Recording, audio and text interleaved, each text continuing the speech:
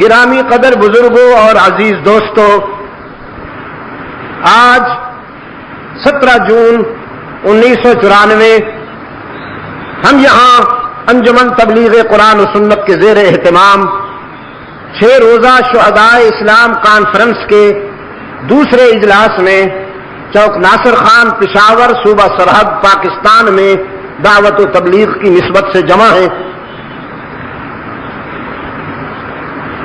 آج کی گفتگو کے لیے قرآن کریم کا وہ حصہ پیش نظر ہے جو سورہ تکویر سے قبل تلاوت ہوا، جس میں حق تعالی نے فرمایا اہل ایمان سے ہم نے ایک سودا کر لیا، ایک معاہدہ کر لیا، ایک ایگریمنٹ کر لیا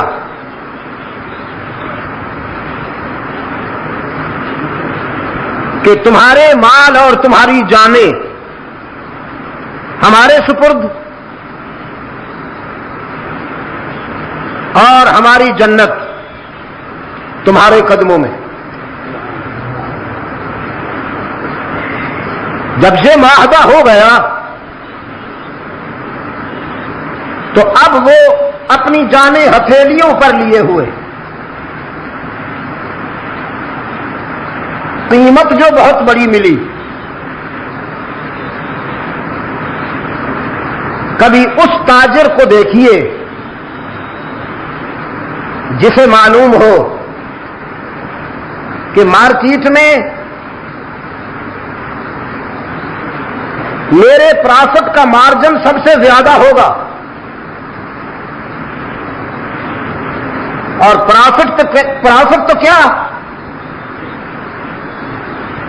میرا مال لینے والا مجھے اتنا عطا کرے گا کہ میرا دامن تنگ ہو جائے گا، میرے پاس اس کے عطا کردہ انعام کو سنبھالنے کے لیے ظرف بھی نہیں۔ جسے ان لمٹ مارجن کا یقین ہو، غیر محدود منافع کا یقین ہو، وہ تاجر کتنی خوشی میں اپنا مال مارکیٹ میں لاتا ہے۔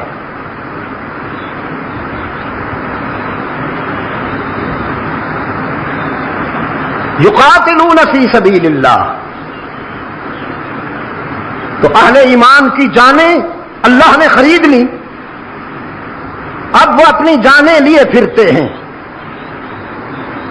راہ حق میں لٹانے کے لیے۔ خریدنے والا فیاض بھی ہے،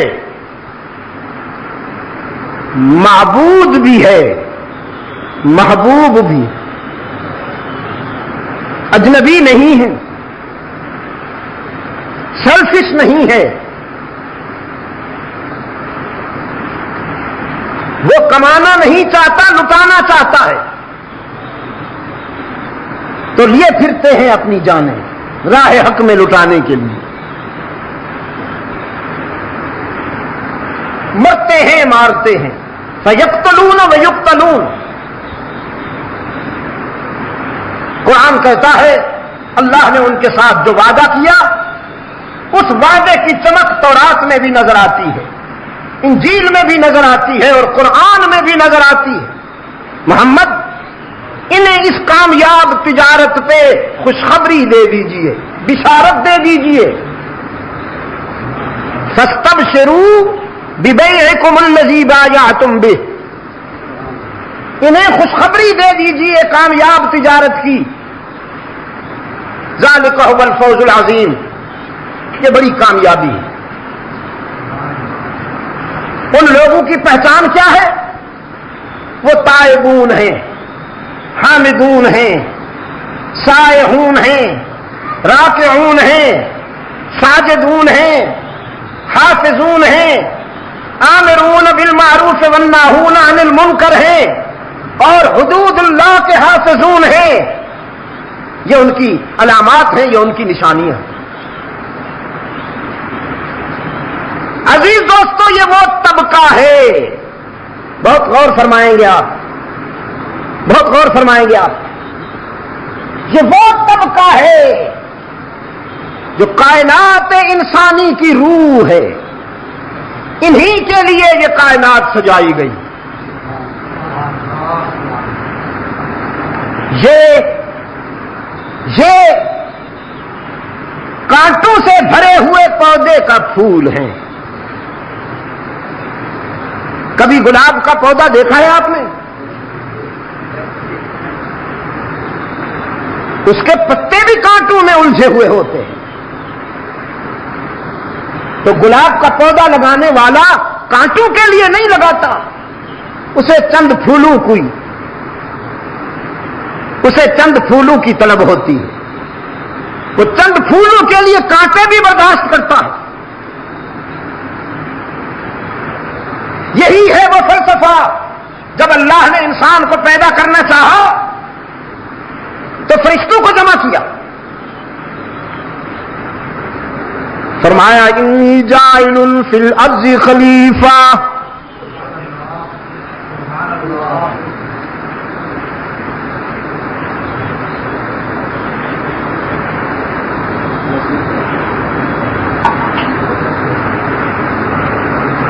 وَإِذْ قَالَ رَبُّكَ لِلْمَلَائِكَةِ إِنِّي جَاعِلٌ فِي الْأَرْضِ خَلِيفَةً. اور جب تیرے رب نے نوریوں سے کہا، کسے؟ یہ خاص طور پر وہ دوست سنیں جو نوریوں سے بڑے متاثر اور مرعوب ہوتے ہیں. اتنے مرعوب ہوتے ہیں کہ نورانی بن جاتے ہیں بیچارے. وہ بہت غور سے سنیں. کمپلیکس فیل کرتے ہیں نا کہ نور بہت بڑی چیز ہوتا ہے، انسان تو کچھ بھی نہیں. اب آئیے قرآن سے پوچھئے، قرآن سے سمجھیے. وَإِذْ قَالَ رَبُّكَ لِلْمَلَائِكَةِ إِنِّي جَاعِلٌ فِي الْأَرْضِ خَلِيفَةً. اور جب تیرے رب نے اعلان کیا نوریوں کے سامنے، فرشتوں کے سامنے، میں زمین میں اپنا نمائندہ بھیجنے والا ہوں. اپنا نمائندہ، خلیفہ کہا نا، لفظ تو خلیفہ ہے، لیکن جو اس کا مفہوم ہے، جو اس کا کانسیپٹ ہے، وہ یہ کہ میں اپنا نمائندہ بھیجنے والا ہوں.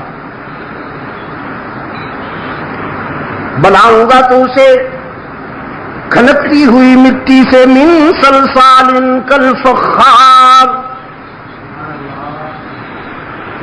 تخلیق تو اس کی کھنکتی ہوئی مٹی سے ہوگی،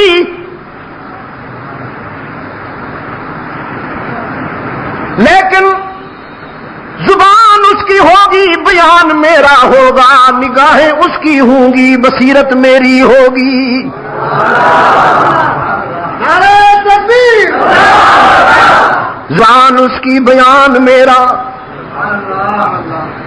دماغ اس کا، دھیان میرا، دل اس کا، دھڑکنے میری، آنکھیں اس کی، بصیرت میری، زندگی اس کی، عشق میرا.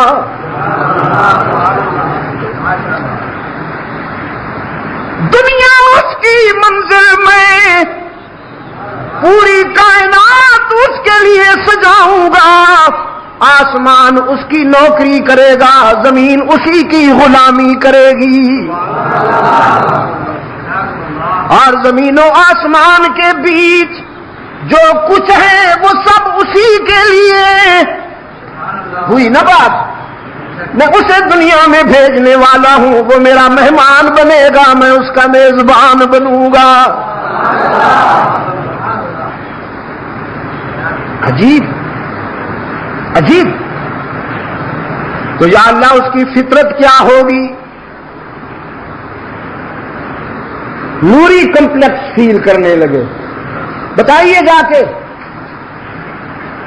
دسترخوان پہ بیٹھی ہوئی شخصیتوں کو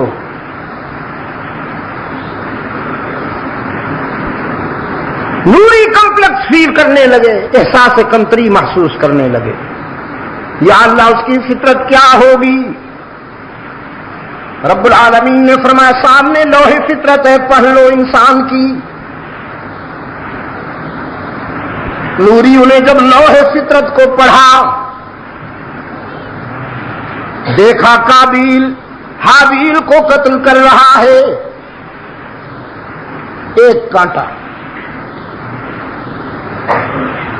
یہ کچھ دیر پہلے میں نے کہا تھا چند پھولوں کے لیے بہت سے کانٹے بھی گوارا کرنے پڑتے ہیں گلشن میں۔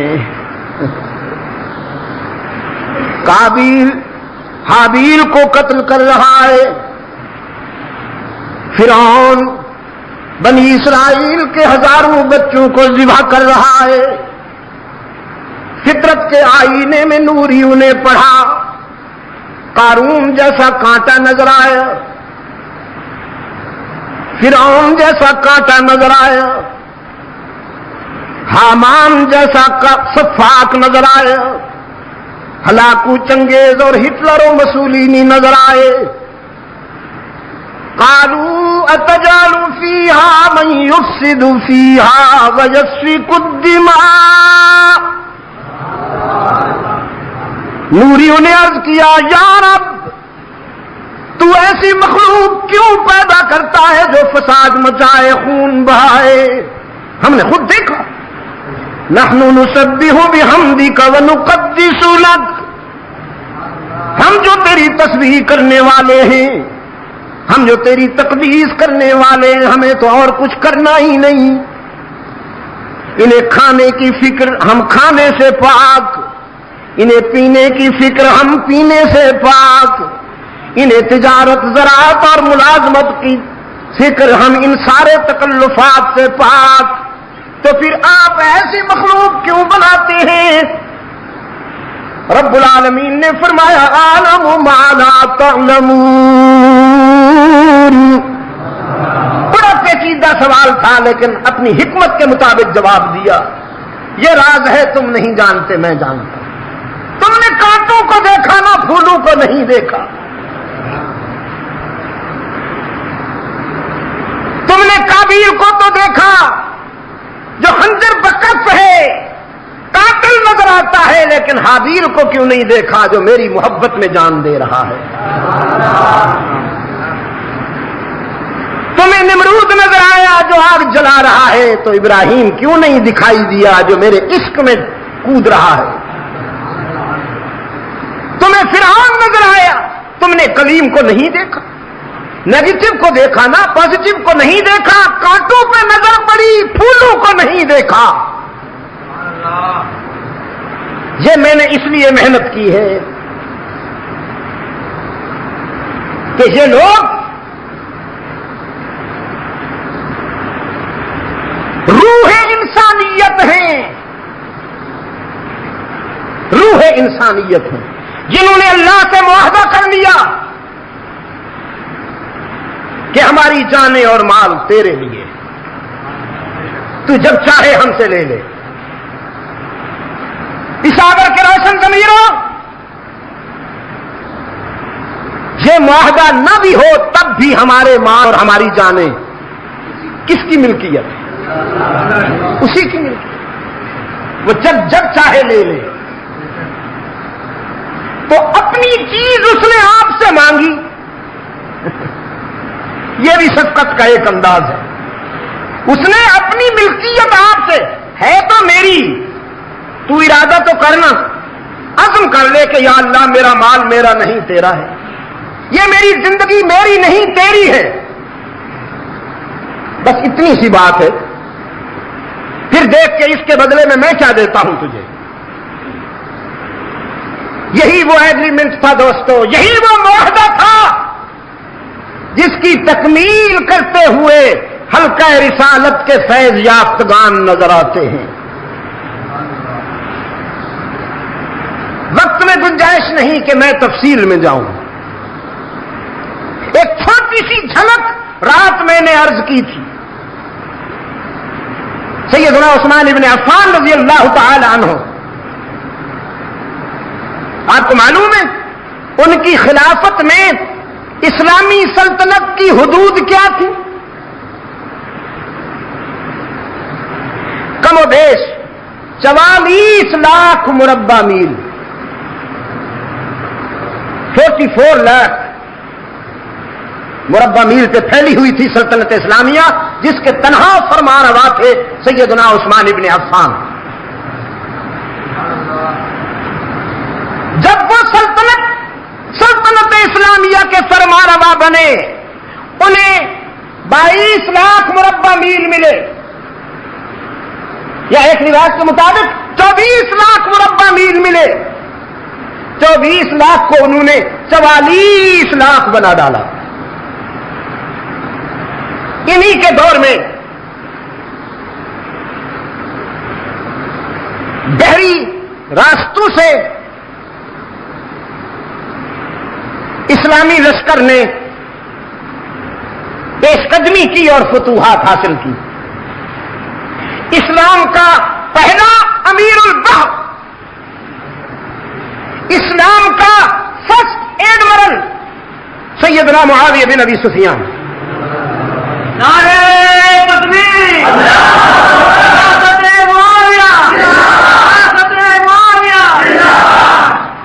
اسلام کا پہلا امیر البحر،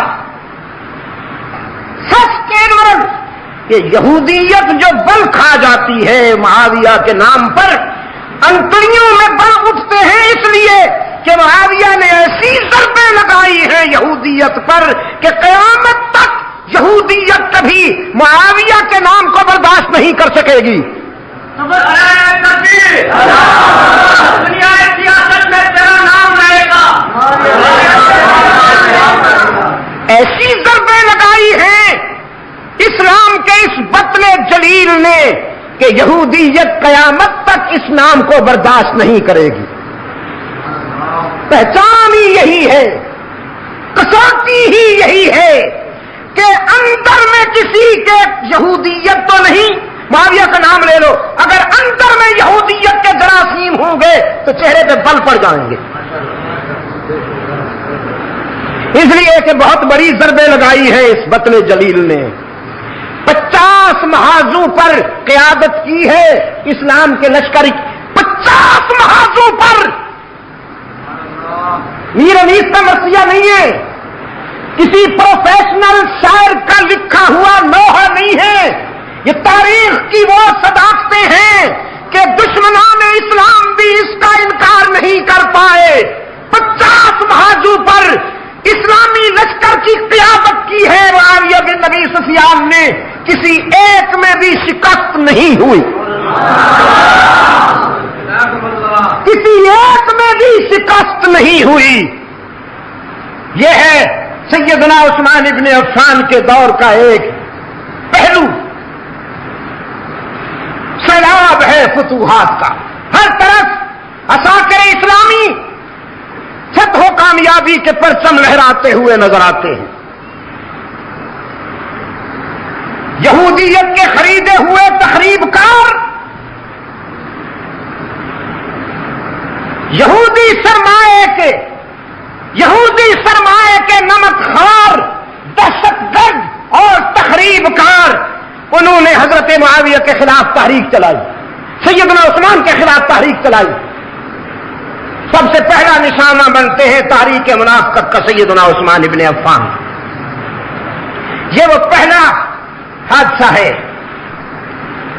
وہ پہلا حادثہ ہے جس سے پھر بے شمار حادثات جنم لیتے ہیں.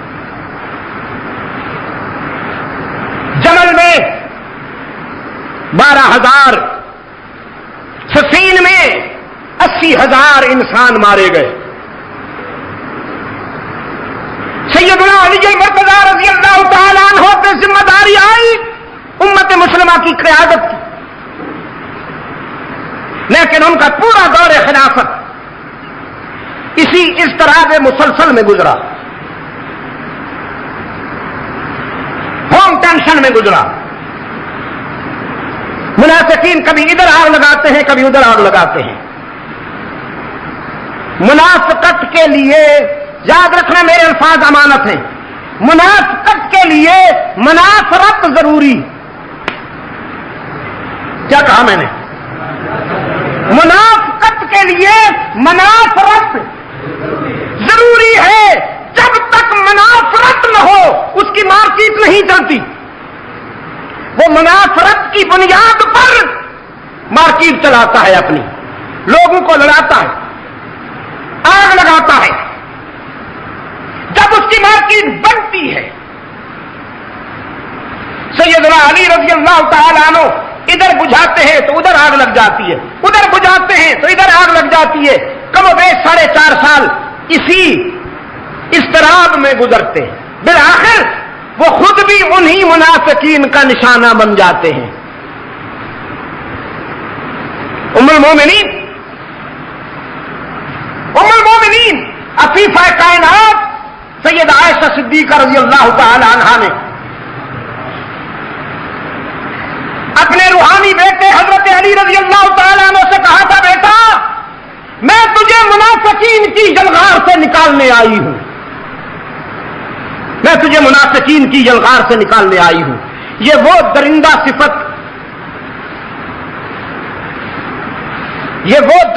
صفت انسان ہیں کہ جن کی درندگی سے عثمان جیسا شریف النفس اور بے ضرر انسان نہ بچ سکا. آپ کا کیا بنے گا؟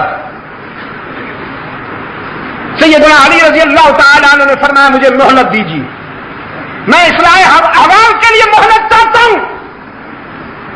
لیکن وہی ہوا جس کا اندیشہ تھا کہ منافقت کے سانپ نے اسلام کے ایک اور فرزند کو بھی ڈس لیا. سیدنا علی رضی اللہ تعالی عنہ کوفہ کی جامع مسجد میں شہید کر دیے گئے ہجرت کے 40ویں سال. کیا کہا میں نے؟ 40ویں. ان کے بعد ان کے بڑے فرزند سیدنا حسن ابن علی رضی اللہ تعالی عنہما ان کے جانشین بنے.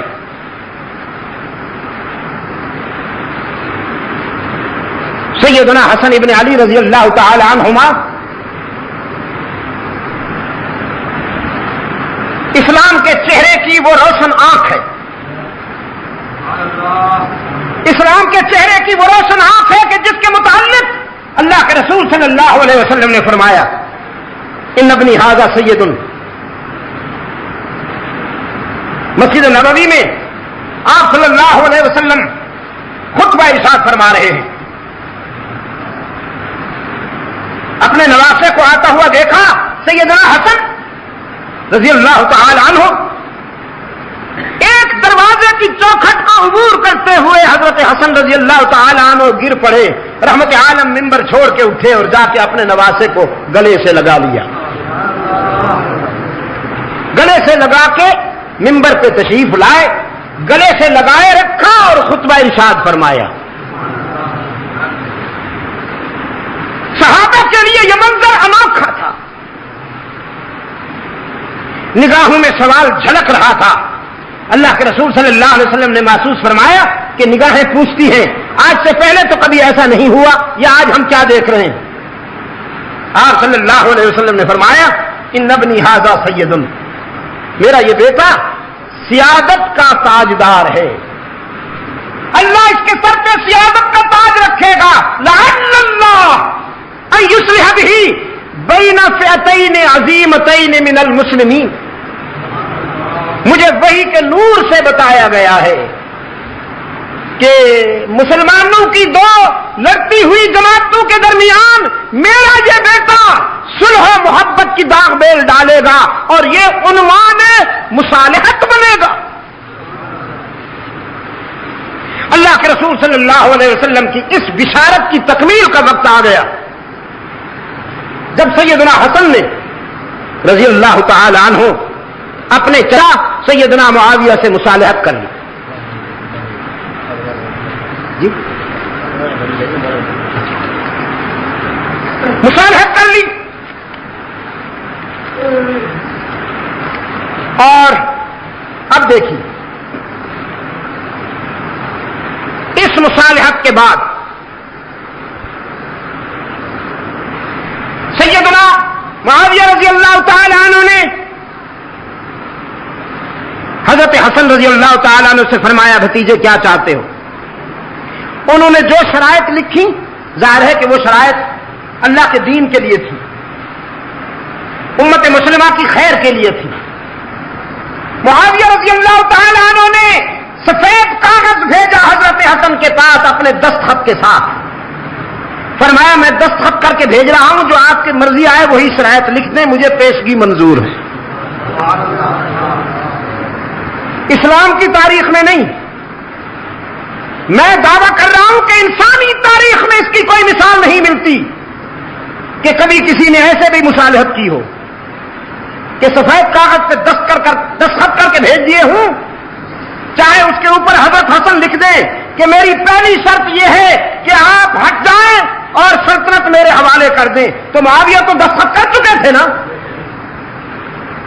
اگر حضرت معاویہ حق و صداقت کے معیار پہ پورے نہیں اترتے تو پھر اس سفید کاغذ پر حضرت حسن ابن علی کو پہلی شرط یہی لکھنی چاہیے تھی کہ آپ ہٹ جائیں، میں قرآن و سنت کے نظام کو چلانے کے لیے آ رہا ہوں، لیکن ایسا نہیں کیا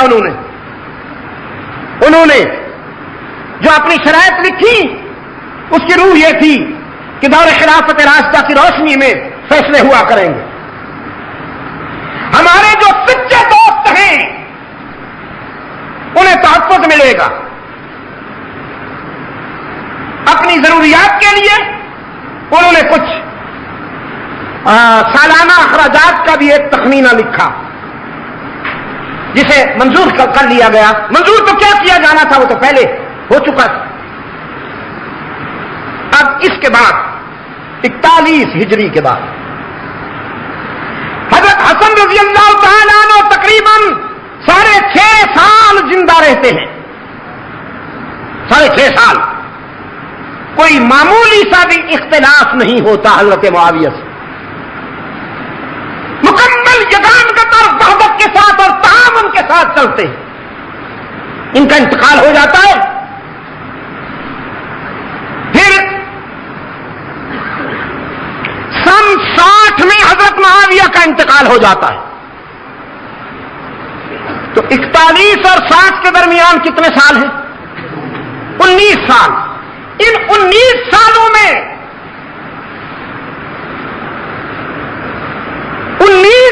میں 19 واقعات تو کیا، ایک بھی واقعہ ایسا نہیں کہ کبھی سیدنا حسین رضی اللہ تعالی عنہ اور حضرت معاویہ کے درمیان کوئی اختلاف ہوا ہو یا ٹینشن ہوئی ہو۔ اگر ہوئی ہو تو دکھائیے، کسی بھی کتاب میں دکھائیے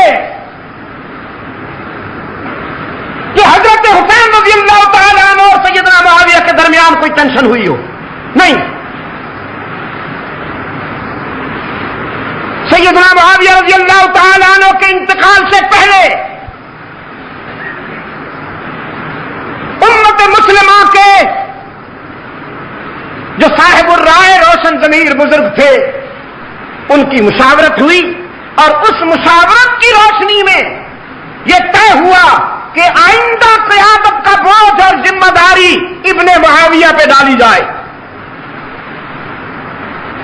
یہ 58 کی بات ہے۔ مجھے افسوس ہے، میں بڑے دکھ کے ساتھ یہ بات کہہ رہا ہوں کہ دینیات کا جو چیپٹر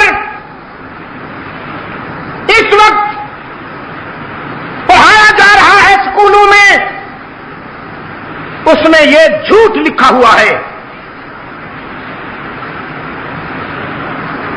یہ افترا کیا گیا ہے، یہ بہتان لکھا ہوا ہے کہ معاویہ نے اپنے بیٹے کو بادشاہ بنانے کے لیے امت کو دھوکہ دیا۔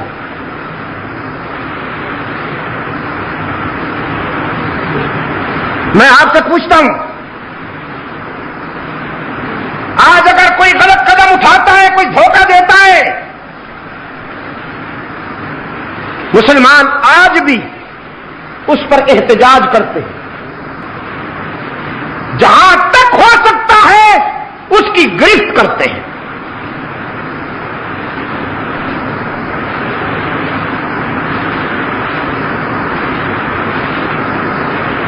آج ہمارے دوست جن کے پاس اقتدار ہے وہ محاسبے کا عمل جاری کر رہے ہیں کہ پچھلے دور میں حکمرانوں نے جو کچھ کیا ان کا حساب لیا جائے گا.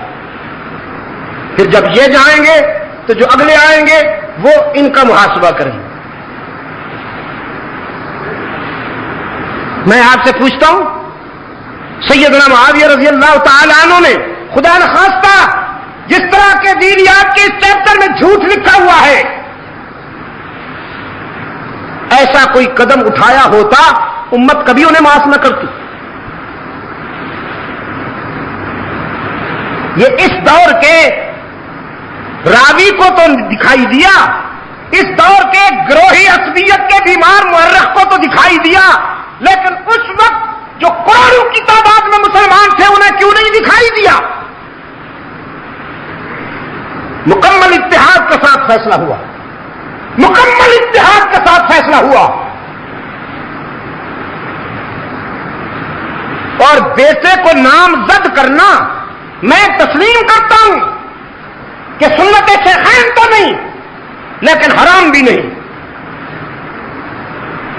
اگر باپ کے بعد بیٹے کا برسر اقتدار ہونا حرام ہوتا تو پھر سیدنا علی رضی اللہ تعالی عنہ کے بعد سیدنا حسن کبھی یہ ذمہ داری قبول نہ کرتے.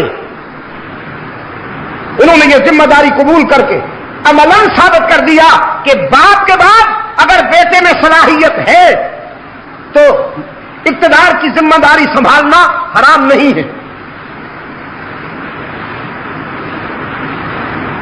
قابل ذکر 5 حضرات نے اختلاف کیا تھا. سیدنا ابو بکر صدیق رضی اللہ تعالیٰ عنہ کے بڑے بیٹے حضرت عبد الرحمن نے, سیدنا عمر رضی اللہ تعالیٰ عنہ کے بیٹے حضرت عبداللہ نے, حضرت زبیر کے بیٹے حضرت عبداللہ نے, حضرت عباس کے بیٹے حضرت عبداللہ نے, اور حضرت علی رضی اللہ تعالیٰ عنہ کے فرزند سیدنا حسین ابن علی رضی اللہ تعالیٰ عنہم نے. حضرت عبد الرحمن ابن ابو بکر رضی اللہ تعالیٰ عنہ کا سن 60 سے پہلے انتقال ہو گیا. عبداللہ ابن عمر رضی اللہ تعالیٰ عنہ اور عبداللہ ابن عباس رضی اللہ تعالیٰ عنہ نے بعد میں بیعت کر لی. بچ گئے 2 حضرات, عبداللہ ابن زبیر اور سیدنا حسین ابن علی رضی اللہ تعالی عنہ. حضرت معاویہ کے انتقال کے بعد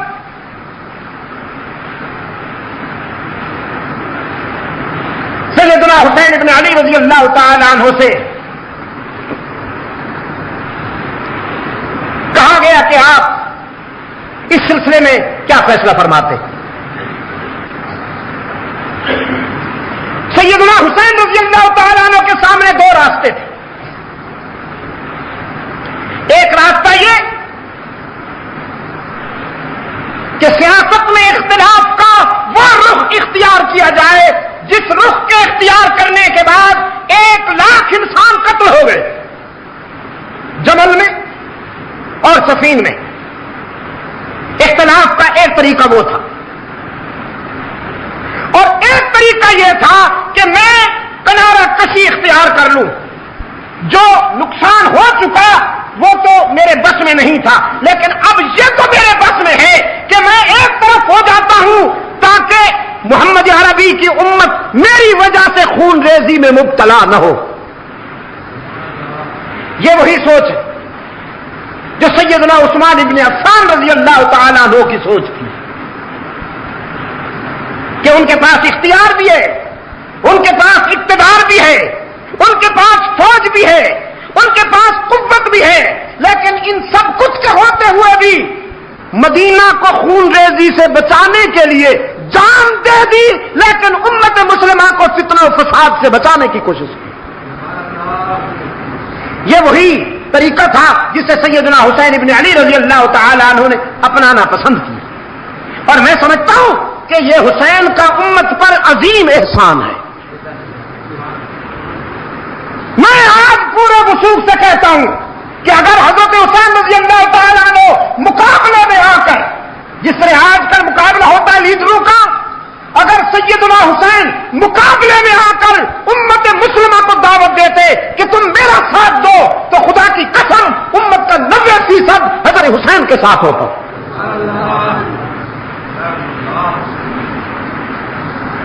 آپ کا ضمیر کیا کہتا ہے؟ آج 1400 سال گزر جانے کے باوجود ہمارے دلوں میں جتنی محبت، جتنا پیار سیدنا حسین کے لیے ہے، خلفائے راشدین کے بعد وہ پیار کسی اور کے لیے نہیں. یہ صرف میری بات نہیں ہے، میرا خیال یہ ہے کہ ہر مسلمان کے احساسات یہی ہیں. اگر اس وقت حضرت حسین رضی اللہ تعالیٰ عنہ تقابل کا راستہ اختیار کرتے تو میرا ضمیر کہتا ہے کہ امت کا 90% ان کا ساتھ دیتا. کہ وہ زخمی سانپ جسے حضرت علی رضی اللہ تعالیٰ عنہ نے پاؤں رکھ کے کچلا تھا، وہ خارجی بے ایمان، وہ منافقین جن کے ہزاروں دہشت گردوں اور تخریب کاروں کو سیدنا علی رضی اللہ تعالیٰ عنہ نے اپنے دور خلافت میں ٹھکانے لگا دیا تھا، انہوں نے دیکھا کہ موقع بڑا مناسب ہے، خطوط لکھے، سیدنا حسین کو دعوت دی. اگر وہ خطوط آپ پڑھیں تو حیران رہ جائیں گے. میں کہا کرتا ہوں یوسف کنعان میں اور حسین کوفہ میں. یوسف کنعان میں اور حسین کوفہ میں دونوں مہربانوں کے ڈسے ہوئے ہیں. دونوں کو دوستی کے عنوان سے دشمنی کا سامنا کرنا پڑا. باقر مجلسی کی تحقیق کے مطابق، شیخ مفید کی تحقیق کے مطابق روزانہ ہزاروں خطوط کی بوریاں آتی تھیں حضرت حسین کے پاس کہ مولا ہم تیرے والد گرامی کے مرید ہیں، ہم تیرے غلام ہیں، تشریف لائیے، ہم آنکھیں فرش راہ کریں گے. سیدنا حسین ابن علی رضی اللہ تعالیٰ عنہ نے سب سے پہلے اپنے چچا زاد بھائی حضرت مسلم بن عقیل کو اپنا سفیر بنا کے بھیجا کہ تم جاؤ اور کوفہ کے حالات کا جائزہ لے کر مجھے رپورٹ دو. وہ تشریف لے جاتے، کوفہ میں پہنچتے ہی ہر طرف سے آوازیں بلند ہوئی، امام آ گیا. پورا کوفہ عقیدت و احترام سے باہر نکل آیا اور حضرت مسلم رضی اللہ تعالیٰ عنہ کے ہاتھ پہ بیعت کی. مولا قربان جاؤں. شیخ مفید کہتا ہے تقریباً 32,000 لوگوں نے حضرت مسلم کے ہاتھ پہ بیعت کی. کوفے کی آبادی تھی ہی اتنی، 32,000 انسانوں نے بیعت کی. حضرت مسلم رضی اللہ تعالیٰ عنہ نے خط لکھا سیدنا حسین ابن علی رضی اللہ تعالیٰ عنہ کو، وہ پازیٹو رپورٹ دی، گرین سگنل دیا کہ حالات صحیح ہیں، سب لوگ آپ کے عقیدت مند ہیں. انہوں نے آپ کی نسبت سے میرے ہاتھ پہ بیعت کی، گویا آپ کی بیعت کی. آپ تشریف لے آئیے، نو پرابلم. ادھر یہ خط روانہ ہوا، ادھر گورنر صاحب تبدیل ہو کر آ گئے اور گورنر کو راستے میں اطلاع ہو گئی کہ کوفے والوں نے حضرت مسلم کے ہاتھ پہ بیعت کر دی ہے. کل 18 لوگ اس کے ساتھ تھے. کتنے؟ اونلی 18 پیپلز، 18 لوگ. امامے سے چہرہ ڈھانکا ہوا، پگڑیاں اس انداز میں باندھی ہوئی کہ چہرہ نظر نہیں آتا. یہ بلوچستان میں اب بھی ہے، گرم علاقہ جہاں ریت اڑتی ہے اور ہوائیں گرم ہوتی ہیں، وہ چہرہ چھپا لیتے ہیں دھوپ سے، گرمی سے بچنے کے لیے بھی اور مٹی گند سے بچنے کے لیے بھی. تو چہرے پہ امامے کا ایک پلو یوں ڈال رکھا ہے.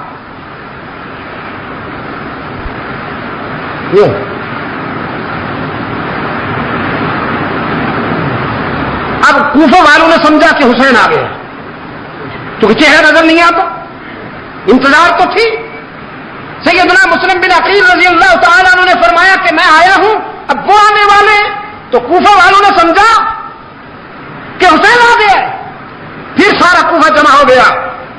السلام علیکم یا ابن رسول اللہ، السلام علیکم یا ابن رسول اللہ، رسول کے بیٹے آپ پہ سلام ہو، ہم تو آپ کے منتظر تھے۔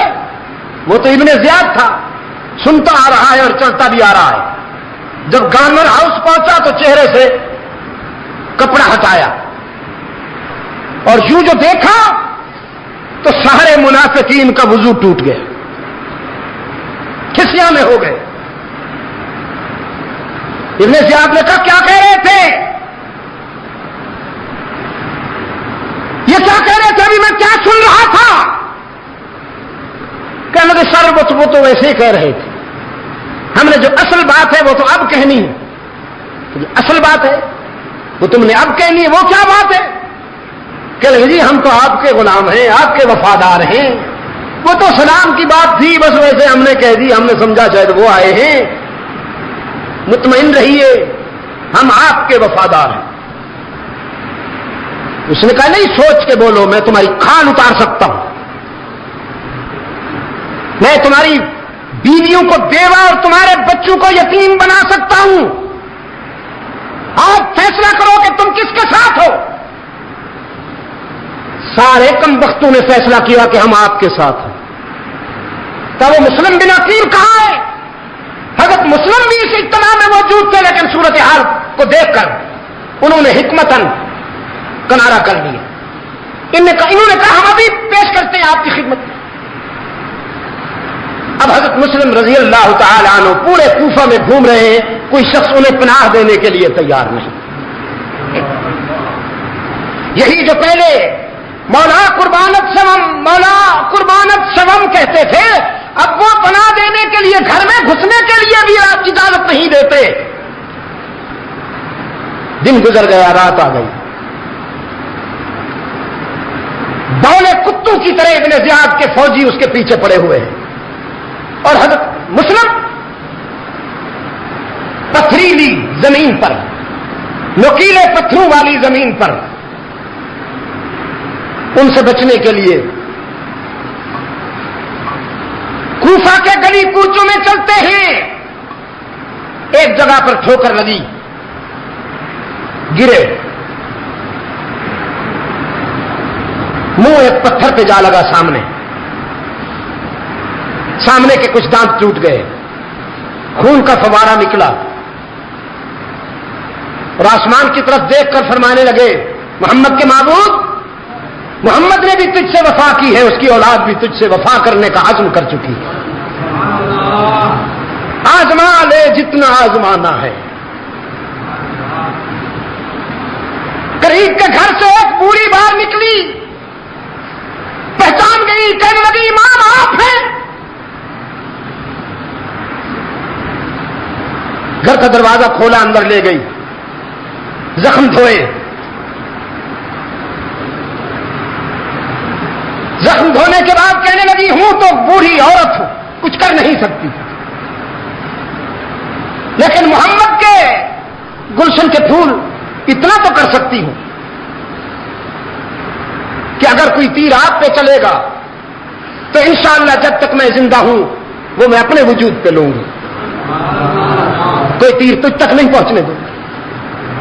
حضرت مسلم نے فرمایا کوئی تیر برداشت کرنے کی ضرورت نہیں میری وجہ سے، بس صرف ایک مہربانی کر دے، مجھے نہیں پتا کہ میں کتنی دیر زندہ رہوں گا، بس ایک مہربانی کر دے، میرے بھائی حسین تک کسی طرح سے پیغام بھیج دے، میں پہلے انہیں رپورٹ دے چکا ہوں، میں پہلے انہیں خط لکھ چکا ہوں کہ حالات صحیح ہیں، لیکن خدا را اب تو کسی طرح سے میرا یہ پیغام ان تک پہنچا دے کہ کچھ بھی ہو جائے کوفہ میں قدم رکھنے کی کوشش نہ کرنا، یہ لوگ اعتماد کے قابل نہیں۔ ساتھ والے کمرے میں اس بوڑھی کا بیٹا سویا ہوا تھا، اس نے خسر پھسر سنی تو باہر نکل آیا، ماں سے پوچھا یہ کون آیا ہے؟ وہ کہنے لگی دیکھو اگر کسی کو بتایا تو دودھ نہیں معاف کروں گی، محمد کا بیٹا ہے، اہل بیت کا فرض ہے، آج ہمارے گھر میں مہمان ہوا ہے، بتانا کسی کو نہیں۔ اس نے آ کر حضرت مسلم کے ہاتھ چومے، حضرت مسلم کا دامن چوما، ہاتھ چومے، پاؤں چھو لیے، کہنے لگا قربان جاؤں امام ہمارے گھر میں آیا، سبحان اللہ۔ ماں سے کہنے لگا ماں ذرا تھوڑی دیر کے لیے مجھے اجازت ہو۔ تو کہاں جاتا ہے؟ کہنے لگا میں مسجد میں شکرانے کے نوافل ادا کرنے جاتا ہوں، اللہ نے اتنا بڑا کرم کیا کہ آل رسول کو ہمارے گھر بھیج دیا۔ کہنے لگی اچھا تو شکرانے کی نوافل ادا کرنا چاہتا ہے، تو کبھی فرض نہیں پڑتا بدبخت، آج تجھے نوافل کیسے یاد آ گئی؟ گھر سے نکلا، کنڈی باہر سے لگا دی، سیدھا گورنر ہاؤس، گورنر سے کہا شکار میرے قبضے میں ہے، انعام لاؤ۔ انعام لیا اور حضرت مسلم کو ان کے حوالے کر دیا، مسلم شہید کر دیے گئے۔ سیدنا حسین رضی اللہ تعالیٰ عنہ کو راستے میں اطلاع ملی، وقت اجازت نہیں دے رہا، اگرچہ یہ باتیں پہلے بھی کسی ملاقات میں ہو چکی ہے، لیکن میں اپنے عزیز نوجوانوں کے ذہن میں یہ بات بٹھانا چاہتا ہوں کہ کربلا میں حسین رضی اللہ تعالی عنہ سیاست کرنے نہیں آئے تھے، خدا کی قسم اپنے نانا سے سیکھی ہوئی شرافت اور اپنے ابا سے سیکھی ہوئی شجاعت کا مظاہرہ کرنے آئے۔ بس اگر سیاست کرنے ہوتی تو پھر انداز اور ہوتے، اور وہ میں کہہ بیٹھا ہوں کہ اگر وہ سیاست کرنا چاہتے تو امت کا 90% ان کا ساتھ دیتے۔ تشریف لائے اور بڑی شجاعت و بہادری کے ساتھ اپنی جان کا نذرانہ پیش کیا۔ آج ہم حسین کو دیکھتے ہیں رضی اللہ تعالی عنہ، آج ہم عثمان کو دیکھتے ہیں رضی اللہ تعالی عنہ، آج ہم سیدنا علی کو دیکھتے ہیں رضی اللہ تعالی عنہ، آج ہم سیدنا فاروق اعظم کو دیکھتے ہیں رضی اللہ تعالی عنہ، آج ہم سیدنا طلحہ اور زبیر کو دیکھتے ہیں۔ یہ گلشن اسلام کے وہ رنگین پھول ہیں کہ جن کا سراپا خون شہادت سے رنگا ہوا ہے، ہم ان میں سے کسی کو بھی افسردہ نہیں پاتے۔ قرآن کے آئینے میں ہمیں ان میں سے کوئی ایک بھی نروس نظر نہیں آتا، اس لیے کہ اللہ نے انہیں اس انجام کی روشنی میں بشارت دی ہے، غم کا پیغام نہیں دیا۔ فاستبشروا کہتا ہے قرآن کریم، فرمایا ان اللہ اشتری من المؤمنین انفسهم واموالهم بان لهم الجنہ يقاتلون في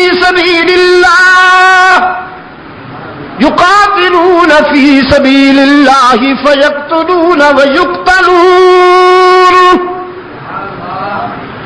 وعدا عليه حقا في التوراة والإنجيل والقرآن فمن أوفى بعهده من الله فاستبشروا، کیا کہا؟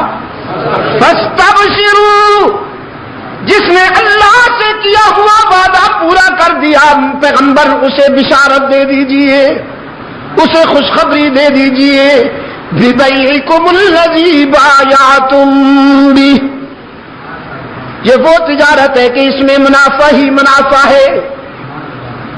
تو پھر جن کرداروں کو اللہ کی طرف سے بشارت ملے، پشاور کے روشن ضمیروں، جن کرداروں کو اللہ کی طرف سے خوشخبری ملے، وہ کردار قابل ماتم ہے یا قابل فخر؟ فاروق اعظم قابل ماتم ہے یا قابل فخر؟ عثمان قابل ماتم ہے یا قابل فخر؟ حالانکہ مظلومیت کا یہ عالم ہے کہ کربلا میں 3 دن پانی بند اور مدینہ کے شہید کے لیے 40 دن پانی بند۔ مظلومیت کا یہ عالم ہے کہ 3 دن حضرت عثمان کی میت پڑی رہی بے گور و کفن۔ تاریخ منافقت کے درندے کسی کو قریب نہیں آنے دیتے۔ میں نے رات بھی کہا، جو کنواں خرید کر کے امت کے لیے وقف کیا اسی کنویں کا پانی بند، جو مسجد خرید کر کے توسیع کی اور عمارت اس کی بنائی اسی مسجد میں نمازوں پر پابندی لگائی گئی۔ اور شہادت کے تیسرے روز رات کی تنہائی میں عثمان ابن عفان کو جنت البقیع کے کونے میں دفن کر دیا گیا. لیکن اس قدر مظلومیت کے باوجود، اس قدر دردناک شہادت کے باوجود ہمارا عثمان قابل ماتم نہیں، قابل سیدنا علی بھی قابل ماتم نہیں، قابل، میں سچ کہتا ہوں میرا پیارا حسین بھی قابل ماتم نہیں، قابل فخر ہے. ماتم منافقین کے لیے، ماتم ظالموں کے لیے، ماتم ہارنے والوں کے لیے حسین نے جان دے کر جیت لیا. حسین نے دنیا کی فانی زندگی دے کر ابدی زندگی حاصل کر لی. وہ گلشن ارم کا مہکتا پھول ہے، جنت میں مسکراتے ہوئے نظر آتے ہیں. رحمت عالم کے دامن رحمت میں بیٹھا ہوا حسین فتح و کامرانی کی بشارتوں میں نظر آتا ہے. میں اس پہ کیوں ماتم کروں؟ مجھے اس پہ فخر تھا، فخر ہے اور فخر رہے گا.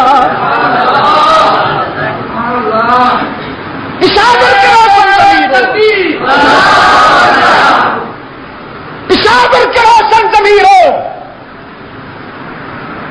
میری گفتگو اور میری گزارشات کا خلاصہ یہ ہے، میں نے رات بھی کہا تھا، آج بھی کہتا ہوں، کامیابی چاہتے ہو تو اپنی صفوں میں منافقین کو پہچانو.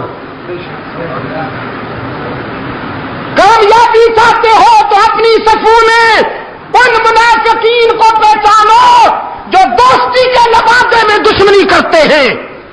جب تک ان کو نہیں پہچانو گے، وقت کا عثمان بھی شہید ہوتا رہے گا، وقت کا حسین بھی ذبح ہوتا رہے گا، اور وقت کا اسماعیل شہید بھی ذبح ہوتا رہے گا. منافقین کو پہچانو. میں نے رات گفتگو کی، ہم نے جامع مسجد سبز پیر میں دن کو گفتگو کی، اب بھی میں نے اپنی گفتگو کی. اس میں آپ نے محسوس کیا کہ کوئی امن و امان کے خلاف بات ہوئی ہے؟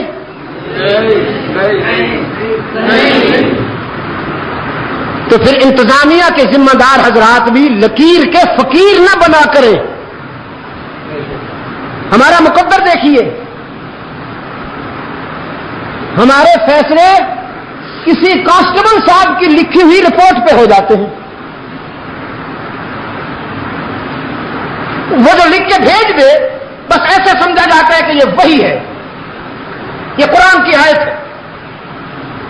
خدا را کبھی ہم سے تو پوچھ لیجئے نا،